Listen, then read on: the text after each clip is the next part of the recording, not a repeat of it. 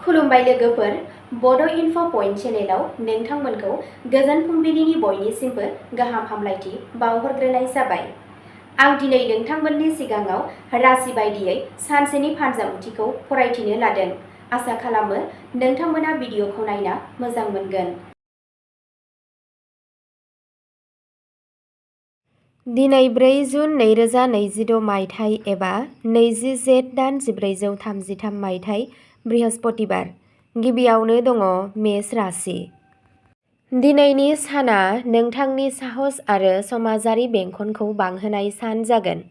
खामानि थिलियाव नोंथांनि सानस्रिफोरा गोजौ थाखोनि मावख'गिरिफोरनिफ्राय जर'खा गोसो होगोन, जाय नोंथांनि थामानखौ बांहोगोन। फालांगियारि बिथिङाव दिनै मोनसे गोदान गिदिर सौदाखौ थि खालामनो हागौ, जाय इयुनाव गोबां मुलाम्फा लाबोगोन। जुलि जायै सोद्रोमानि हाबानि थाखाय मोनसे समाव प्रप'ज जानायनि थाखाय नखराव गोजोनथाव आबहावा थागोन। नोंथांनि जिउनि लोगोरिजों सोमोन्दोआ गोख्रों जागोन। सावस्रिया मोजां थागोन। खालि गावनि आदारखौ समानथि लाखि। नोंथांनि दिनैनि खाफालगोनां दिगा जादों सानजा, खाफालगोनां अनजिमाया जादों 1 आरो खाफालगोनां गाबआ जादों रोजा गेरुवा गाब। वृषभ राशि। बृहस्पतिबारआ रांखान्थियारि बिथिङाव नोंथांनि थाखाय जोबोद खाफाल गोनां जागोन। गोजाम रां खाथायनाय एबा आजै-आजौनि सम्पथिनि गेजेरजों हरखाब मोनसे गोनां राङारि मुलाम्फा मोन्नायनि गोख्रों जाथावना दं। खामानि मावनाय रोंग'साफोरा लोगोफोरनिफ्राय आबुं मदद मोनगोन, जाय खामानिखौ थि समाव फोजोबगोन। न'आवनो मोनसे धोरोमारि एबा गोथार फोरबोनि बिथांखिफोरा महर लानो हागौ, जाय नखरनि सोद्रोमाफोरनि गेजेराव गावजों-गाव मोजां मोनलायनायखौ बांहोगोन। मोनाबिलियाव लोगोफोरजों रंजाथाव हाबाफारिफोराव सम बारहोनाय जागोन। नोंथांनि दिनैनि खाफालगोनां दिगा जादों खोला-सानजा, खाफालगोनां अनजिमाया जादों 7 आरो खाफालगोनां गाबआ जादों गुफुर गाब। मिथुन राशि। दिनैनि साना नोंथांनि गावारि गोहोखौ बांहोगोन। नोंथांनि थाखाय जायखिजाया जेथोगोनां दावराव-दावसिखौ दिनै गोरलैयैनो सुस्रांजागोन। फालांगिजों लोब्बा थानाय सुबुंफोरा गावसोरनि लुबैनाय बायदि गोदान अर्डार मोननायाव गोजोननाय मोनगोन। बिदा-फंबायजों गोजाम दावराव-दावसि दिनै जोबगोन आरो सोमोन्दोआव मोनसे गोदान गोदै सोमजिगोन। फरायसाफोरनि थाखाय साना एकाग्रता बांहोनो आरो मोनसे गोदान बादायलायनायाव बाहागो लानायनि थाखाय साबजाथाव। नोंथांनि दिनैनि खाफालगोनां दिगा जादों सोनाब, खाफालगोनां अनजिमाया जादों 3 आरो खाफालगोनां गाबआ जादों गोथां गाब। कर्क राशि। दिनैनि साना नोंथांखौ सांग्रांथि होदों दि थाबैनो जेबो गिदिर राङारि थिरांथा लानायनिफ्राय गोजानाव था। फालांगियारि बिथिङाव सोरबा सिनायमोनै सुबुंनि सायाव बांद्राय फोथायनाय दाहो, नङाब्ला नोंथाङा खहा जानो हागौ। नाथाय सानजौफुनि उनाव गोजान हादर एबा अनलाइन बिजोंजों सोमोन्दो थानाय फालांगियाव सानस्लाबै जौगानायखौ नुनो मोनगोन। नखरनि बिबानफोरनि थाखाय एसे गोसोआरि नारसिनथाय जानो हागौ, नाथाय बिमा-बिफानि हेफाजाब होनाया गोहो होगोन। मेडिटेशन आरो प्राणायाम खालामनाया नोंथांनि थाखाय मुलाम्फा गोनां जागोन। नोंथांनि दिनैनि खाफालगोनां दिगा जादों साहा, खाफालगोनां अनजिमाया जादों 2 आरो खाफालगोनां गाबआ जादों गुफुर गाब। सिंह राशि। दिनैनि साना नोंथांनि सुफुंजायै लुबैनायफोरखौ सुफुंनाय आरो आयनि गोदान फुंखा बेखेवनायनि सान जागोन। जुदि नोंथांनि रांआ गोबाव समनिफ्रायनो बबेयावबा थाबथाना दं, अब्ला दिनै नाजानायनि गेजेरजों बेखौ फैफिननो हागोन।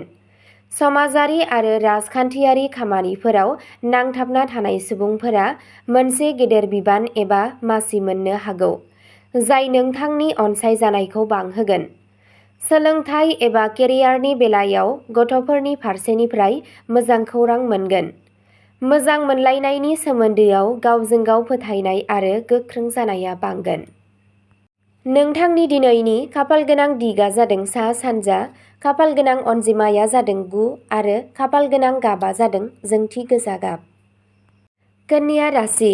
साख्रि मावग्रा सुबुंफोरनि थाखाय दिनैनि साना नोंथांनि जिउ राहायाव मोनसे गिदिर आरो मोजां दावगालांनायनि सान। खामानि थिलियाव नोंथांनि साबसिन खामानि मावनाय आदब आरो आब्रुथिखौ नोजोर होनानै बसआ नोंथांनि दावगानायनि लामाखौ रोखा खालामनो हागौ। आजै-आजौनि सम्पथि एबा हा आरो बिल्डिंजों सोमोन्दो थानाय गोजाम आयेनारि नांज्लायनाया दिनै आबुङै नोंथांनि फारसे सुस्रांजानो हागौ। नखरनि बैसोगोरा सोद्रोमाफोरनि सावस्रियाव जौगानाया मोनसे गेदेर गोसोआरि नारसिनथायनिफ्राय उदां जागोन। बेलासि समाव नखरजों लोगोसे बबेबा धोरोमारि थावनियाव दावबायहैनो हागौ। नोंथांनि दिनैनि खाफालगोनां दिगआ जादों खोला-सोनाब, खाफालगोनां अनजिमाया जादों 5 आरो खाफालगोनां गाबआ जादों रोजा गोमो गाब। तुला राशि, खाफालनि आबुं हेफाजाबजों नोंथांनि जिउनि गोबां गोजाम आरो जेथोगोनां जेंनाफोरा दिनै गावनो गाव सुस्रांजागोन। जाय फरायसाफोरा गोजौ सोलोंथाइ लानो एबा बायजोआव फरायनो गोसो दं, बिसोर दिनै गोबां मोजां खौरां एबा स्कलारशिप मोननो हागौ। रांखान्थियारि बिथिङाव थासारिया गोख्रों थागोन आरो नोंथाङा सुख-सुबिदा आरो बिलासिता बेसादफोरनि सायाव रां खर्सा खालामगोन।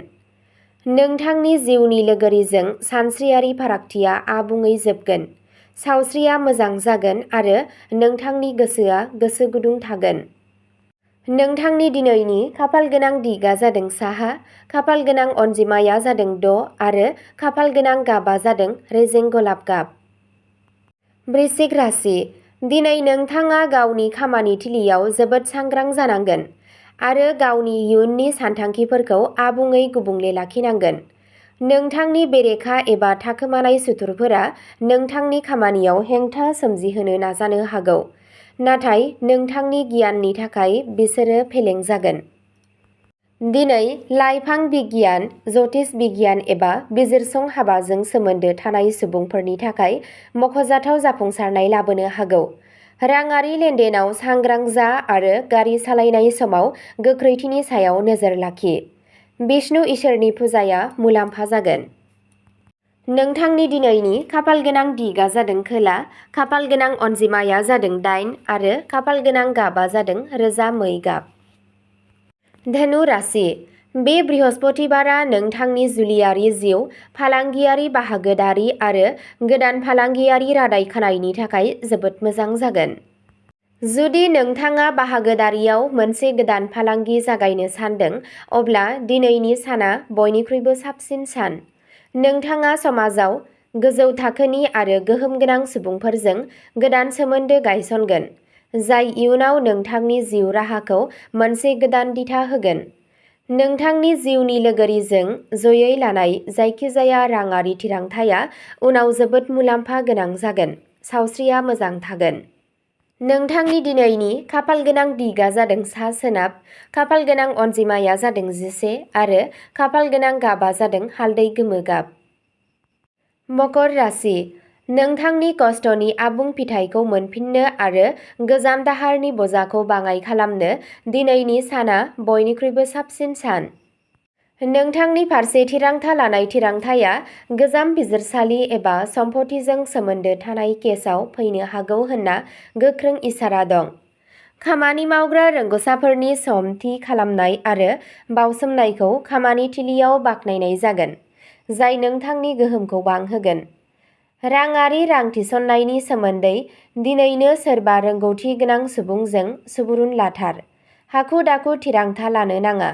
गावनि सावस्रिनि फारसे सांग्रां था। नोंथांनि दिनैनि खाफालगोनां दिगआ जादों खोला-सानजा, खाफालगोनां अनजिमाया जादों 4 आरो खाफालगोनां गाबआ जादों रोजा निला गाब। कुम्भ राशि, दिनैनि साना नोंथांनि सोरजिलु रोंग'थि, गोदान दिहुनथाय आरो रमान्टिक सोमोन्दोफोराव गोबां गोजोननाय लाबोगोन होनना मिजिंथिनाय जादों। बिरोंदामिन, क'डिं, सफ्टवेयार एबा आरिमुजों सोमोन्दो थानाय सुबुंफोरा दिनै मोनसे गोनां हादरारि एबा हादरनाङारि मावथांखि मोननो हागौ, जायनि थाखाय रांखान्थियारि मुलाम्फा जागोन। नोंथांनि गथ'नि केरियार एबा हाबानि सोमोन्दै गासैबो जिंगासिनाया दिनै आबुङै जोबसिगोन। नोंथांनि मोजां मोनज्लायनायनि जिउआव गावजों गाव फोथायनाय आरो रमान्सनि मोनसे गोदान सनानि खोन्दोआ जागायजेनगोन। नोंथांनि गोसोखौ खुसि लाखिगोन। नोंथांनि दिनैनि खाफाल गोनां दिगा जादों सानजा साहा, खाफाल गोनां अनजिमाया जादों 14 आरो खाफाल गोनां गाबा जादों अख्रां निला गाब। मीन राशि। दिनै नोंथांनि आबुं गोसोआ नखरारि सुख सुबिदाफोरखौ फेहेरनाय, हा आरो सम्पथि बायनाय एबा न'खौ साजायनायनि गोदान सानथांखिफोराव थागोन। नोंथांनि बिमानि नुजाथिनाय अननाय आरो बोर होनायजों नोंथांनि थालांनाय सरकारि खामानिया जोबोद गोरलैयै आवगायलांगोन। साख्रि लाग्राफोरा खामानि थिलियाव मोनसे आरजाथाव बिबान एबा लुबैनाय जायगायाव सोलायनायनि खौरां मोननो हागौ। रांखान्थियारि हालोदा आबुङै गोख्रों आरो दिदोम थागोन। मोनाबिलियाव न'आव गेदेरफोरजों सम हगारनाया गोजोनथाव जागोन। नोंथांनि दिनैनि खाफाल गोनां दिगा जादों साहा, खाफाल गोनां अनजिमाया जादों 12 आरो खाफाल गोनां गाबा जादों सना खमला गाब। अब्ला दिनैनि फानजामुथि एबा राशि फरायथिनाया एसेनोसै। गोजोन्थों।